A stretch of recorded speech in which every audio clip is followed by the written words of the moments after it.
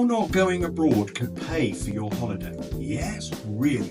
Let's be honest, the idea of jetting off somewhere sunny and showing off your airport Prosecco on Instagram sounds great, but have you actually added up the real cost of that budget break recently? Spoiler alert, that flight deal, it's just the boat. The rest of the trap comes later. Here's a slightly sarcastic but painfully accurate look at where your money really goes on a typical foreign holiday, and why swapping airport chaos for countryside calm at Wood Farm Barns or on one of our barges might be the most sensible move you make all year. The real price of getting away. Before your toes even touch a beach, the spending spree begins. Flights. Those £19.99 deals rarely survive contact with reality. Once you've added bags, seat choices and all the optional extras, you're easily into the hundreds.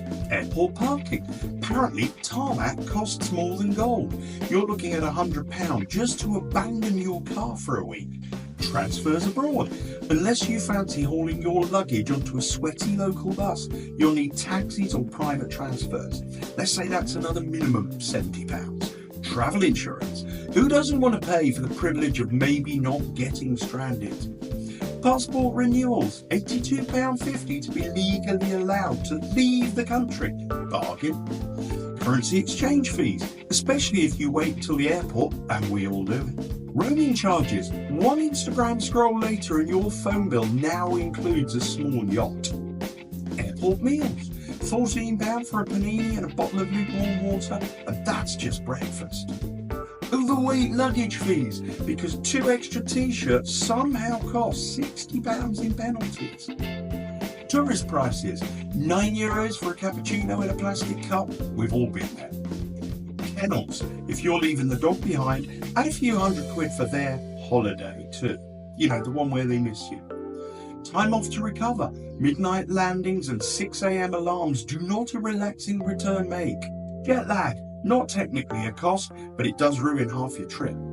Random purchases. Forgot your charger, adapter, swimwear, there's another £30. It all stacks up fast. Even on the low end, you're north of £1,000 for a couple, and that's before you've even booked a hotel or driven to the airport.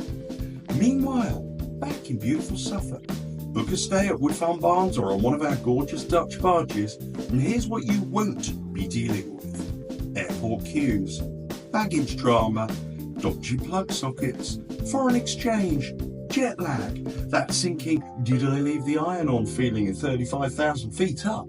Instead you get rolling countryside or tranquil river views, you get cosy accommodation full of character and actual working Wi-Fi, free parking because obviously, dog-friendly stays so nobody gets left behind, and there's no extra cost to that either.